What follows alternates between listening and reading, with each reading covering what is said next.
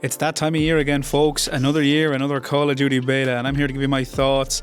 I hopped on last night for a few games. I ranked up about rank 14, so I played about 10 games. And I'm here to give you my opinions and a quick breakdown on what I think of Call of Duty Black Ops 7. The question everybody wants to know every year, is this the year? Is Call of Duty back? Well, I can definitively say that Call of Duty Black Ops 7 is another game in the Call of Duty franchise. I've got some gameplay rolling in the background for you to take a look at while I'm talking. But what can I say? If you like Call of Duty, there's more of what you like here. I think if the game stays like this, you'll be satisfied for another year, but there's nothing revolutionary. There is a lot of chatter online. Is this basically Black Ops 6.5? And after playing it for about 2 or 3 hours, I can say, yeah, people are kind of right. Initially, I actually thought the game played very differently. I thought it was a lot more sluggish and slower pace, which I think was a nice change compared to Black Ops 6, but that's just because I thought my settings had carried over, but none of my settings carried over, so I had to change my field of view, everything, etc.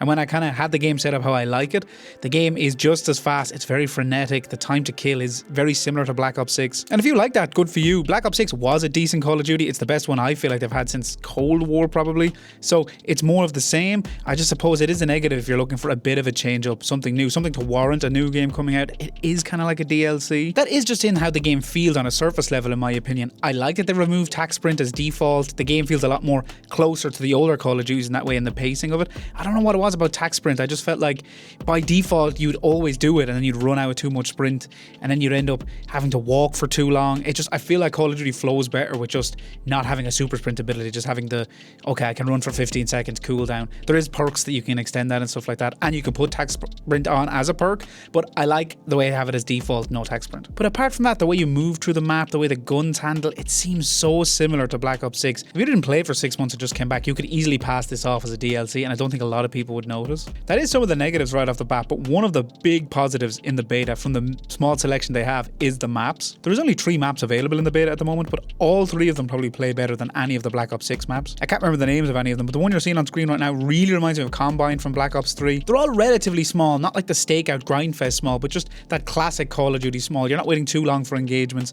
They've all got nice 3 lanes. They're all actually very colourful. The art style in this game is actually very similar to Black Ops 3 and Black Ops 4. It's kind of like a hybrid between those two, and that's a nice change from Black Ops 6, which I do really like the maps. I feel like they flow very well. I feel like this game would be great to watch in competitive. I just feel like they've got the 3-lane design back down to where they had it years ago. They've said they've used 3-lane design in previous games, Black Ops 6 and Cold War, but I just feel like, yes, on surface level and a top-down view, they did look like 3-lane designs, but the kind of routes they have leading into those designs, and there's not too many. It doesn't feel like you're getting shot from a million different vantage points now. You can genuinely kind of post up on cover or know, okay, I have this area covered, I have this door covered, and not feel like, you're going to get attacked from a million different angles. You genuinely feel like you can have some control over the map. Speaking of covering doors though, I thought doors weren't going to return in this game. They did say manual doors weren't returning, but the kind of automatic sliding doors that are just kind of contextual to the map would be. And that's fine if they're in 1 or 2 spots. In 2 of the maps, I think, in the beta so far, there's these doors everywhere, and that just encourages camping. It encourages kind of posting up behind a head glitch and just waiting for you to come through.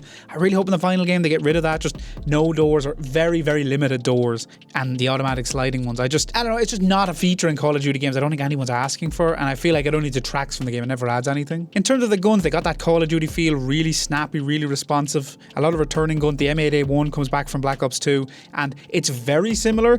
Even the look of it, sometimes when Call of Duty bring back old guns, they kind of reimagine them, change the art style. It's practically the exact same gun, just the iron sights are slightly smaller than I think in Black Ops 2, so it does make it harder to lock on target, but it's just as powerful. It's really fun to use, and most of the other weapons were good to use. I felt like, again, assault rifles and SMGs are going to dominate. That's just what happens in Call of Duty. The maps are too small, too kind of frenetic and fast paced for any kind of slower LMGs and stuff, and all of the assault rifles and SMGs I used were very viable. I tried to snipe for a bit, but I'm so bad at sniping, so I didn't get anywhere with it, so I can't be a good judge of that. The score streaks seem really powerful. I didn't get a chance to unlock them all yet. Some of them aren't unlocked in the beta yet, but the highest one I was able to get was the dog. It's like a robotic dog that runs around the map, but it's got so much health. It's like a 10-ish kill streak or score streak. On the other side of it, it does feel really punishing and unfair, I would say, because it's got so much health, but you do have EMP grenades to combat that. But when you put it out there and it's on your side, it's really good. It just dominates the map. It just does its own thing. You don't have to control it. It just walks around. It's so hard for the enemy team to take it out that you feel like you get your money's worth with a kill streak and a score streak. And I felt like we haven't gotten that in previous years. I like the updates to the perk system. In Black Ops 6, they had the thing where you could put, 3 perks from the same color category and that would get a bonus. I felt like that really discouraged experimenting with the perks because there's no point in putting 2 greens and a red or something because I'd lose such a massive bonus. But they've changed it now where you can get hybrid bonuses. So if you've got like 2 blues and a green or 2 reds and a blue, etc. There's a few combinations. There's still a bonus you can get there. I think that's a good change. Love the sound design. The headshot sound is so snappy and crunchy. That's nice to have back in Call of Duty. I think they should change the kill feed icon back to that old classic icon. You know, it's like the guy with the white head and the red crosshair on. That was always, to me, that's way cooler than the more realistic like bullet going through the head. The guns sound really visceral. All of the equipment sounds great. The score trees coming in, I don't know how to describe it. Everything's just got a real crunchy, bassy sound to it, and it's really good. So all of that does seem great. There's more Call of Duty. There's more of what we like. They know what players want. They know what Call of Duty players want, and they deliver. They've kind of got the formula down now. It would be nice to see a bit more innovations on it, but it's kind of if they don't stray too far from it every year, I think they know they'll have a solid 6-7 out of 10 game that people will play and put time into. It's never a big enough leap where you're like, oh my god, it's changing Call of Duty, it's changing first person shooters for the better. The biggest downside in the whole beta though, and you're sick of hearing it, every Call of Duty YouTuber, every player over the past 2-3 years hasn't shut up about it, it's skill-based matchmaking. The first 2 or 3 games I played were so much fun. It's not that I did really well in the first 2 or 3 games and that means that when the skill-based matchmaking kicks in and I start doing bad, the game is bad now. It's not so much that, it's just you could just feel this kind of back and forth between the two teams in the first 2 or 3 games when the game kind of hadn't locked in my skill level yet. It was like, yes, I could do well, but I wasn't going 50 for 1, I was going 50 for 30. It was a competitive back and forth. We only won by, say, domination hardpoint, 50 points or something like that. Whereas when the game finally figured out my skill level, it just seemed to put me in such punishing, sweaty lobbies. It wasn't back and forth, even tight games. We were getting stomped up. It seemed like the skill-based matchmaking was heavily against me in favour. It wasn't even equal skill level. It was like just putting me into these 6-man teams getting absolutely trashed. And I just feel like it's got to go for the health of the game. It makes you want to turn it off every single time. You just feel like you have to lock in so much for every single game just to, not even to win, not even to have a tight game, just to somewhat, finish within 75% of the other team's score. It's just so nice when you can kind of not turn your brain off.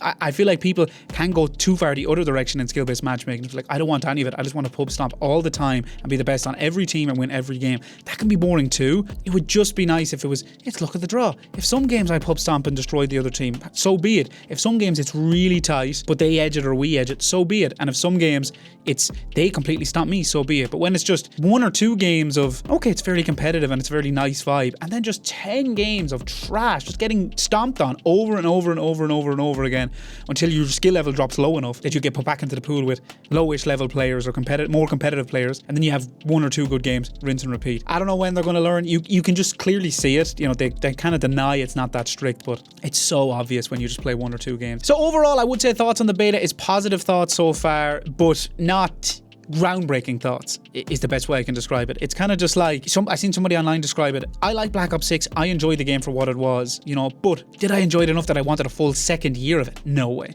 And it is too similar. It is very similar to Black Ops 6. Will it be better? I think looking at the map design so far, if they continue along that route, yes, I do think it'll be better than Black Ops 6. They're trying to harken this back to Black Ops 2 levels and stuff like that.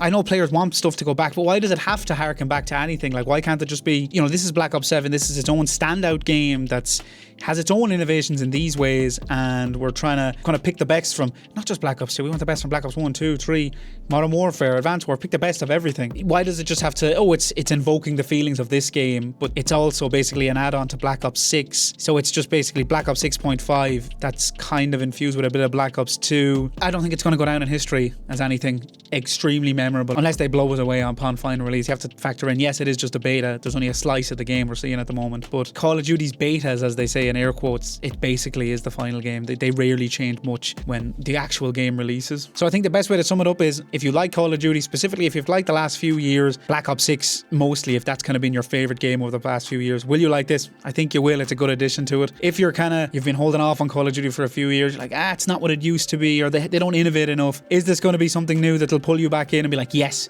this is definitely what I want to play over Battlefield 6, or yes, I've been a jaded fan for a while, but they've kind of reinvented the formula and they've really shown that they're trying to reinvent the wheel? No, I don't think so. I don't think it's going to be that. But yeah, Black Ops 7 multiplayer so far, I'd say you'd give it a 6 to 7, I'd say. Nothing groundbreaking, more the same, but if you like Call of Duty, you'll like what's here. Let me know if you played the beta, what are your opinions on it? Are you going to get Black Ops 7? Are you going to hop over to Battlefield 6? Do you feel like the beta's been a dud so far, more the same? Or are you blown away and this is your favourite COD in years? Let me know. Thanks so much for watching, and thanks again for taking the time to listen to my opinions on Black Ops 7. I've been Cormac Weekly, and I'll see you next time.